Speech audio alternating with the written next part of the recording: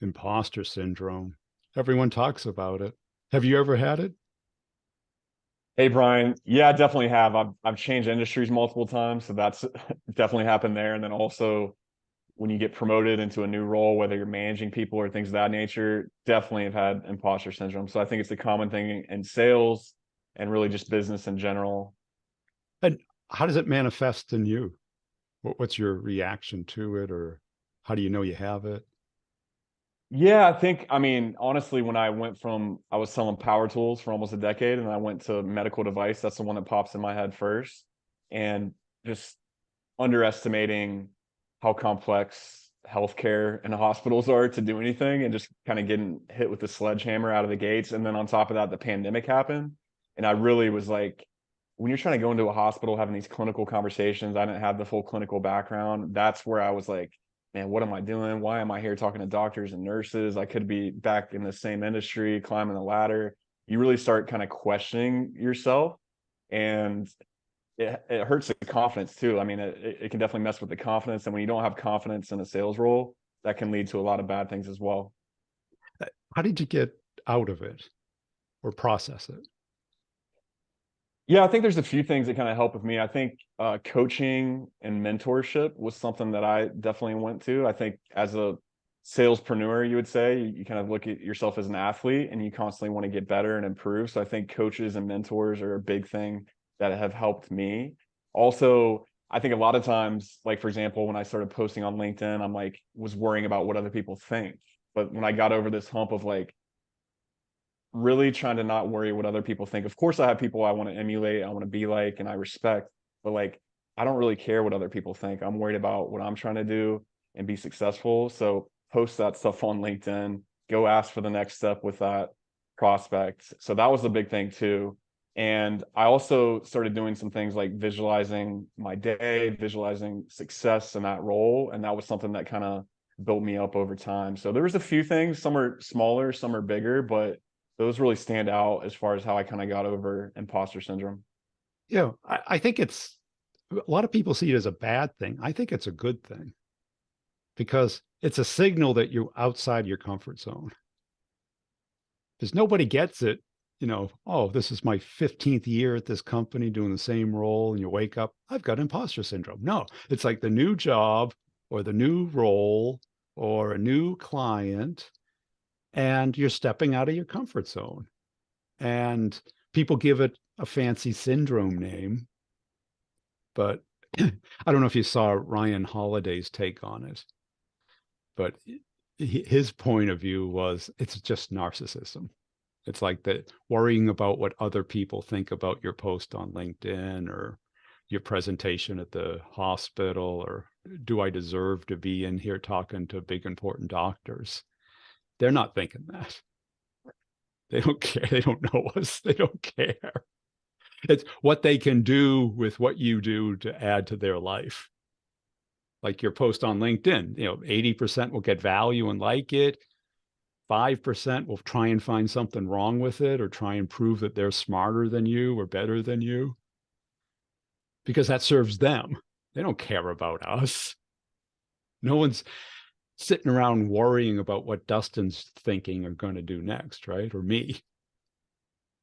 Exactly. And I love that you said that. That's a great perspective as far as getting out of your comfort zone. And I'm a huge fan of doing that. And that's probably why I've had imposter syndrome so many times because I keep pushing the limits and I tried new stuff. And it just made me think too. I've been at some kind of events recently and they talk about how you have multiple generations in the workforce. So you have millennials, you have Gen Z, you have baby boomers, and there's I'm a millennial, right? So I'm at that upper tier of millennial, and a lot of people give millennials crap about changing jobs so much.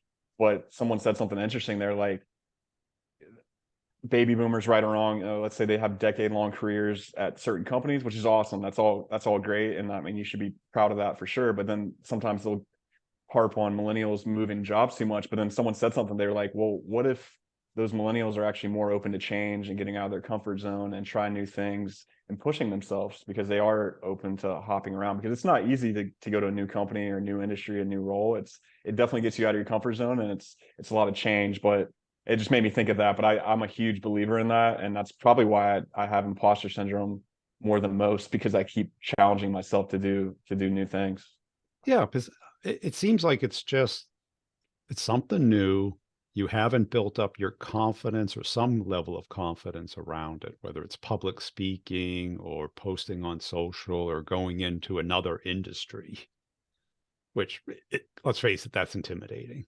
And I can't imagine. I don't want to go into a hospital to visit somebody, never mind try and sell somebody something, right? The smell of it, the look of it, the idea of it, not my thing.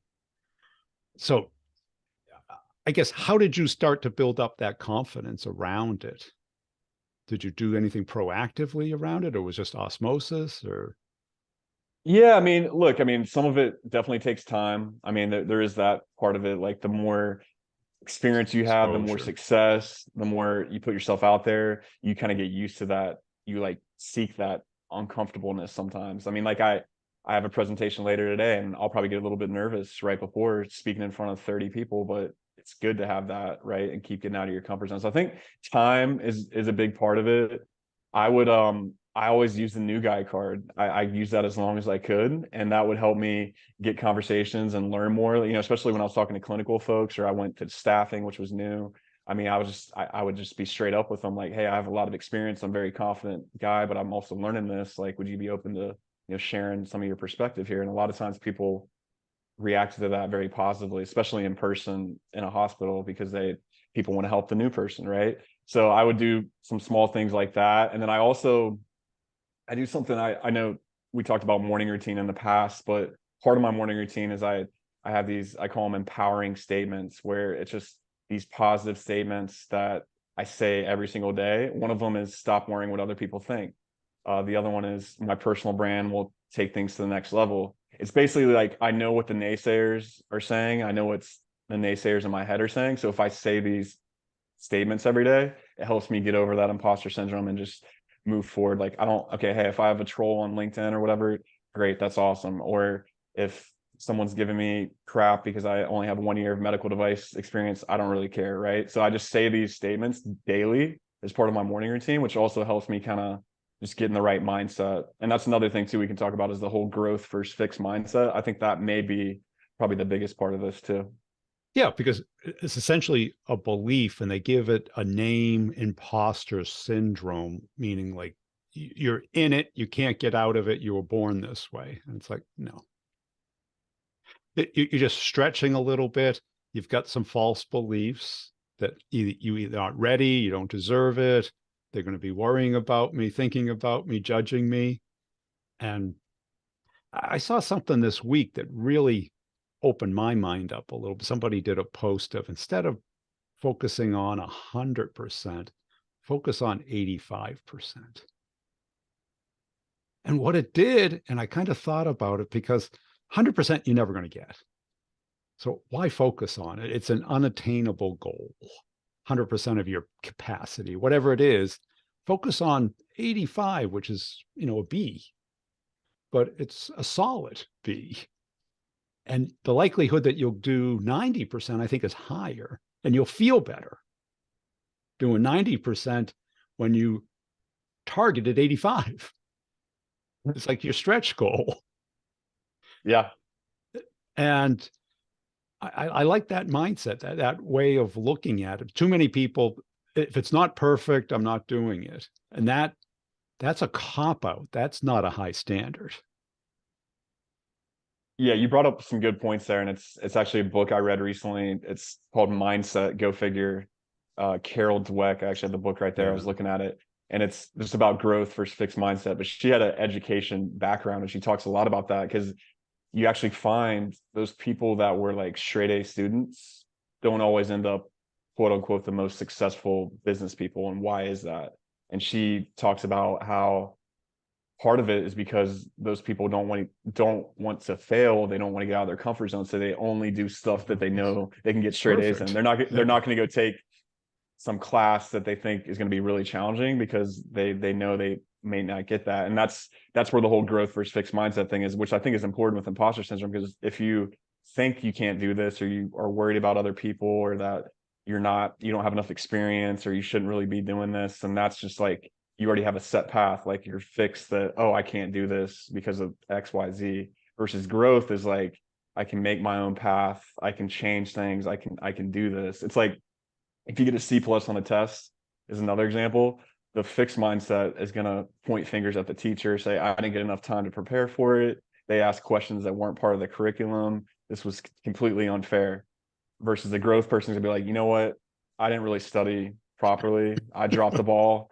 I need to go set up a one-on-one with the teacher and get better for next exam. So I think that's a huge part of imposter syndrome, because if you get stuck in that fixed mindset, you're never going to get out. You're always going to be an imposter syndrome in a bad way, right? There's a good way, I think, of getting out of your comfort zone, but you don't want to be like constantly thinking that because of where your head's at. So, And I think confidence is something that people need to build into their morning routine or some routine, like even before a meeting or a conference call or prospecting. I always used to get my mind correct about positive, relaxed, confident, and aggressive. That was my anchors, and I did them on my fingers while I drove to the meeting. And at the time, I was in my 20s and I was selling to the C-suite. I had no business on earth meeting with these people. They were running big companies. I was the same age as the receptionist, right? And it was like, if I went in there as a shaky little sweaty kid, they would treat me that way. But if I go in positive, relaxed, confident, and aggressive, it was like the right mix. And it was a routine. Did I believe it? I made myself believe it, right? I didn't feel it. I felt like an imposter and out of my comfort zone, but that's where the money was. The money wasn't selling to the engineer that I related to. The money was selling to the executive who had this big project to complete on time. But I could help him do that. yeah, and you're 100% right. Confidence, but not cocky. So I think Yeah. over time and experience, you get that confidence. But I used to like prepare. I would prepare too much and recite these presentations too much, and actually like had the opposite effect. But I think, being relaxed, having that good mindset, not like cramming for some presentation an hour before. I mean, that stuff helps with that as well. And the C-suite thing is true. I remember there's been many times where I felt uncomfortable, or that I shouldn't be in that room or talking to that CHRO or CRO, whatever it may be. And that can definitely be a tough one too, where you think you don't belong talking to them. But if you have that, they're going to read right through it. And then they're going to think of you as a sales rep, which defeats the purpose, because they're not going to want to talk to you. But if they think of you as a peer and that you have a lot of business savvy and knowledge, it doesn't really matter what your title is. But that's one thing too. I don't know why the industry labels some of the titles sales rep. It doesn't really help the case of the sales rep, but you have to think of yourself at the same level and more of a peer, and like helping them with something. So that's a good point as well. Yeah, because I think what tends to happen, like after like 5 years of sales, and especially after somebody's had some success, there should be another term for the syndrome they go through, where they, like the B player trap, the Dunning-Kruger effect, where they think they're better than they really are. They've got some great evidence, and then all of a sudden they're too confident. So then they start pointing the finger, like you described, like in the test example. Oh, it's got to be the product, or I got to find better customers, or this company is a dog. They don't deserve me. My old company was the best thing in the world. And so I think mindset in sales is so critical, because each interaction is so unique or different that we have to come to the table with a level of confidence. Because having done hundreds and hundreds of interviews, I got to tell you, almost everyone is a little nervous when I start interviewing, including myself. Yeah, you get used to it, but there's still, I can see from my Aura ring, my heart rate goes up. So I'm in the calorie burning zone when I do the interview, and I've been doing this forever. So I don't think it ever completely goes away, I think we just have to develop skills to keep it under control and understand what it is. Yeah, I agree for sure. And it's like if you're not a little bit nervous, then you're probably not doing something right, because I think you want to care, You want to and you want care. to be, yeah, you want to care, right? So if you're just completely nonchalant, that's probably not a good thing. Or maybe you're in such a great mindset that I don't even know what that is. But yeah, so I think it's good to care a little bit and be a little bit nervous and be aware of this stuff. And yeah, you brought up a great point at the beginning. I mean, if you never have imposter syndrome, then maybe you're doing something wrong too, and you're too Okay, status enough. quo, too comfortable. Yeah. And I know the economy is tough right now, so you don't want to put yourself in some crazy position. But sometimes, even when things appear to be going well, that's like when you're the most marketable and when there may be more opportunities. So I think being aware of this, and kind of what people's definition of it, I guess, varies quite a bit too. But yeah, it's something that builds up over time. One thing too is like, I think your reflection of what you're doing 1 year ago. I don't know where I heard that originally, but whatever you're doing a year ago, I think is paying off for you now, whether that's good or bad. So if you were getting out of your comfort zone and imposter a year ago, you probably feel way more confident now. So it does take some time. And some of those risks and getting out of that comfort zone can help too.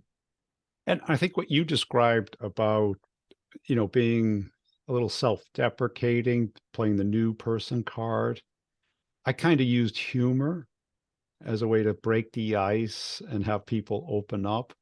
I'd kind of always practice my opener, something that was a little bit funny that I noticed about the executive or their company, that something that maybe a little bit flattering or self-deprecating on me, something to get the other person laughing. Because once both people are laughing, the tension just drops, you know, and all of a sudden people open up. I think, what really enforces the imposter syndrome is the over professionalization of your language, your behavior, your stiffness, your body language. Um, and that just keeps making it worse and worse.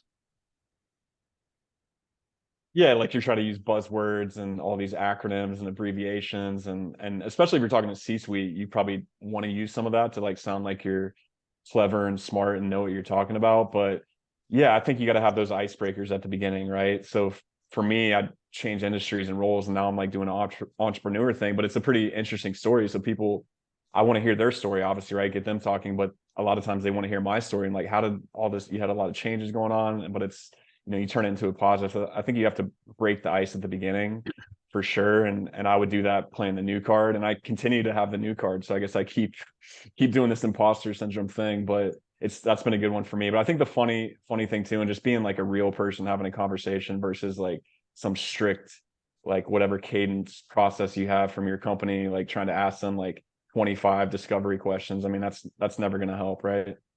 Well, that's it. And that's what people do. They go through the discovery checklist and bores the hell out of the other person because it's all about you.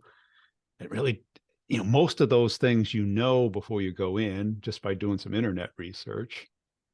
Oh, do they have budget? You're going into a multinational company. Yeah, they can afford you. Don't worry. Right? That doesn't build up a need or a want or some interest or understanding of the problem. And I think too many people focus on what they're going to say instead of what they're going to ask. Because if you have Yeah. good go-to questions, you get the other person talking. And guess when people feel best? When they're listening to your story or telling theirs. Yeah, you're 100% right. And then I was just thinking too, like maybe, especially if you're talking to C-suite people, they most likely have a pretty interesting career. So getting people to talk about their career, they love to do that. So you can get someone to go on a rant for 10 minutes about that. And speaking of imposter syndrome, most likely they've probably gotten out of their comfort zone and went to roles and different organizations that were tough. So get them talking about that and be like, have a commonality there. Be like, oh yeah, I just started my own business. I've seen that you've worked at all these great Fortune 500 companies. I mean, get them talking about it too. It's probably a great, just kind of icebreaker conversation thing, just getting them talking about their career and some of the challenging situations they do at work, or maybe they have some organization they're part of outside of work. So it could be a good icebreaker just talking to a client, the more I think about it. Yeah. And I think if people just work on their likability, You know, those openers, a big smile, some curiosity questions, and they don't have to be brilliant insights. It's like, how the hell did you get here? You know, where'd you go to school? You know, you may already know the answers to it, or, you know, that's a great suit. Something that gets them talking about what they care about, because most people do scream what they care about. You know, because I look at, you know, interview tons of people. I look at their LinkedIn profile and I can kind of get a sense of the type of person they are. You know, what's in their photo? Who do they follow? And if you start talking about them, you don't have to worry about what you're selling, because without rapport, you don't get that know, like, and trust. You get the transaction. And the transaction usually turns into we can wait instead of we better buy something now. Yeah, you're 100% right. I mean, you want to get to know them personally, get them talking. What do they care about? And yeah, I mean, you look, especially if you're in person. I mean, you're in someone's office, you can easily right away. I'm like looking around, I see the pictures, and I'm like taking mental notes of what to ask. With the LinkedIn profile, you Google them. I mean, especially the higher up folks, there's all kind of stuff you can do. And I mean, in a 30-minute meeting, which I don't really like to do longer than 30-minute meetings. I mean, you can easily get 15 to 20 minutes of them just talking about themselves. And at the end of that, they're going to want to be like, so what do you do? Or let's talk about XYZ company that looks interesting. And then you can kind of get to the next step of whatever you want to talk about. But yeah, it's key just to build that rapport, get them talking. And it's easy to get those. If you don't do your homework on that, then you're doing something wrong, because it should be pretty straightforward to do that. And have you ever seen anybody who just couldn't get out of imposter syndrome? I mean, yeah, I've seen some salespeople go in some dark paths and like really not want to, where they just think they can't like talk to C-suite. I guess I'll keep using that example. So Yeah. they stay in this kind of mid-level, low. Nothing wrong with that, right? I mean, everyone's got their different process, but as you know, especially in these bigger organizations that are enterprise, if you try to go just kind of director mid-level, it can be a brutally long process. And then Right. that person doesn't have maybe as much power as you thought. And you do all this work for 8-12 months, and then it doesn't close, and you just keep having that ripple effect. And part of it's because they are like, oh, I can't talk to somebody in C-suite because that's of my title or what I do. It's like, but to get some of these bigger deals, these bigger enterprise stuff, you have to get some of that connection and do that. And it's just a mindset. So yeah, I've seen people that kind of get stuck in that mid-tier trap, and it could be even what the company is telling them to call on. But the problem is with these large organizations, I mean, it's just hard to get anything done that way.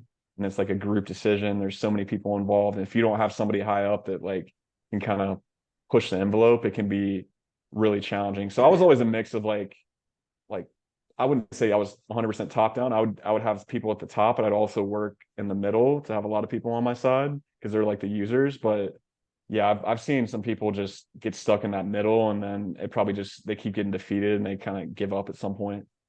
Yeah, because most of the stuff, except for the first company, was bottom up, meaning that if I tried to go top down, they would just point me to the person responsible for it. So I'd have to go bottom up anyway. And some people say, well, that's a great introduction. And it is, but it takes a while. So it adds a lot of time to your process.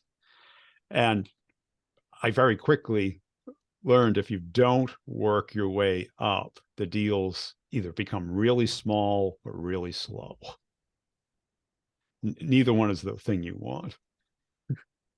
So the quicker you get comfortable talking to the manager, talking to the VP, talking to the CEO about what they care about, because it's very different than what the user cares about. And a Yep. lot of people aren't comfortable talking about what they care about. Yeah, and that's a great point. When we're saying talk to the C-suite or VP, not pitch your product, right? That's start a conversation, get them talking about, just simply asking like, what are your top priorities going into 2023? Like, what's your biggest focuses, right? You'll probably figure out like what are the main things, goals of that organization or that business unit, whatever it may be. So yeah, I'm right there with you. You have to have a mixed approach, and every industry is a little bit different, but Yeah, it can be if people never get over that, they stay in that fixed mindset going back to that. I mean, it can be tough and maybe they end up going to marketing or something like that. Who knows? Yeah, or they just start or are limited to doing very little deals, transactional deals, and they end up working a lot harder to get the same amount of revenue. Hmm. And they tend to get too product specific, thinking since I know all about the product, I got to tell them all about the product. And once you go above the first line manager, they don't care about the product. They don't probably know what it does. They know the category. So they get a sense of what it does. It's like, what does it do for them at the company? How's it going to make them more competitive? How's it going to make them be able to get the release out more seamlessly? And how do you get them to talk to their peer at an existing customer? So you have to have those relationships, which is not based off of logic. It's based off of rapport and how much you've helped them. That's what people remember. Doesn't remember, oh, you told us about the new feature. They don't Yeah, care no, about the new feature. yeah, nobody cares about that 35-page PowerPoint deck or that death by feature and benefit. There's usually one or two things, right, that are going to make a difference for that leader or that C-suite person. You have to figure out what that is, and if they know that you're helping them with that, and they're going to stick their neck out for you, I mean that's a powerful thing. So I think that's one thing too you have to remember is like those champions or whoever that is, they have to stick their neck out internally for you. So you better figure out what's going to make them look good, what's going to help them get promoted, or what is the biggest thing that they're trying to accomplish. It could be a go-getter that's trying to move up in the organization, and maybe your product could help them have a great story of like, hey, I brought this in the first 3 months and look where we're at now. So you have to figure out like what makes them tick, not only for work, but what makes them tick as a person, which goes back to that original thing of like trying to understand what they're all about, like from their LinkedIn profile or whatever. So yeah, I mean, none of that stuff is easy to get to, but like if you kind of focus things on that versus I'm going to talk to you about my product for 28 out of the 30 minutes, you're probably going to have a lot more success, right?